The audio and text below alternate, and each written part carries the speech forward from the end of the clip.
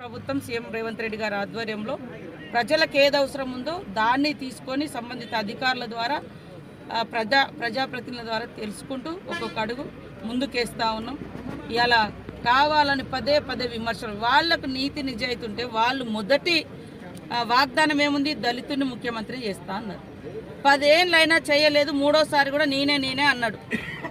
మరి ఏ ఉద్యమకారులకు వాళ్ళు ఇవాళ కోదండరామ్ గారికి ఒక తెలంగాణ జేఏసీగా ఉండి పోరాటం చేస్తే ఆయనను అనగదొక్కి, ఆయన యొక్క పోరాటాన్ని వాడుకొని అధికారంలోకి వచ్చిన తర్వాత ఆయన అనగదొక్కి ఇవాళ వాళ్ళ యొక్క పోరాట స్ఫూర్తితో అలాంటి ఉద్యమ నాయకులు, అలాంటి ప్రొఫెసర్సు ప్రభుత్వంలో ఉండాలని ఎమ్మెల్సీ ఇస్తే కోర్టులకు వెళ్ళి ఇవాళ వాళ్ళ అనుయాయుల కోసం కొట్లాడేది తప్ప తెలంగాణ కోసం కొట్లాడినటువంటి ఒక ఉద్యమకారులకు గుర్తింపు రాకుండా ఎంత కుట్రలు చేస్తున్నారో ఎమ్మెల్సీ ఇస్తే మీరు ఒకసారి అర్థం చేసుకోండి.